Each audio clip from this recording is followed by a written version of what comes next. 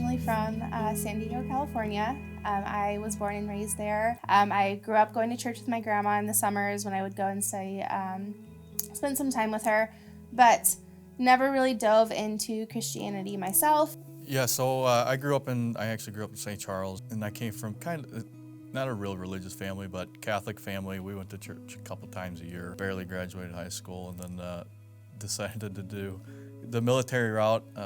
Figured I needed to do something with my life, so I jumped on that straight out of high school, left for boot camp, went over to San Diego, and actually that's where we got introduced. We met through friends who loved to party. That's where we were. I was 19 years old at the time. He was 21. A month into our relationship, found out that we were actually pregnant. We barely knew each other, and here we were trying to figure out kind of like what the heck we were gonna do with our life. So just got married.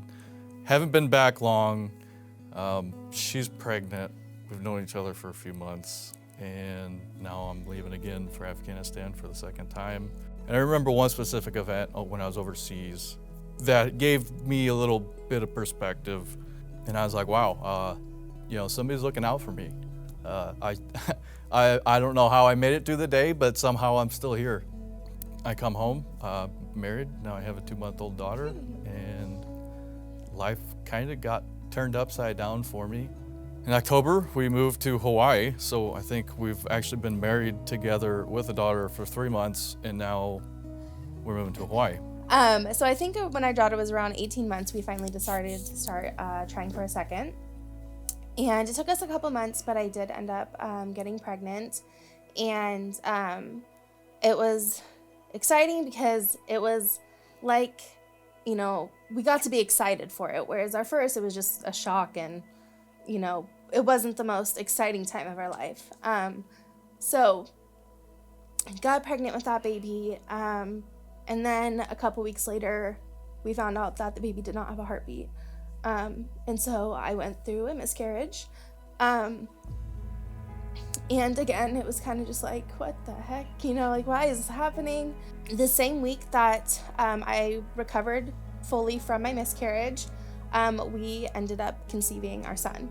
There's just little signs everywhere around us that God was trying to wiggle himself in our life. But we still didn't realize this. So yeah, I know when we were kind of phasing out in Hawaii, we made the decision, actually the day that Braden was born, we made the decision that we were gonna come back to St. Louis. And that's kind of where Robbie and Alexis came in, and they're like, we have this amazing church that's actually right by your house that we've been going to for a couple years, and we'd love if you guys just kind of came and checked it out. No pressure at all, We knew from the second service was over at our first white flag service that we're like, yeah, this is it.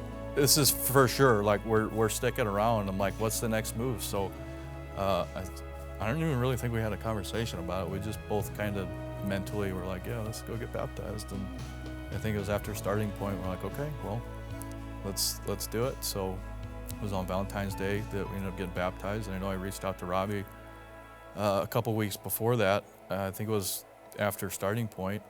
And I was like, hey man, we want you guys to baptize us. I mean, if we just had anything to say to Robbie and Alexis, it'd just be thank you.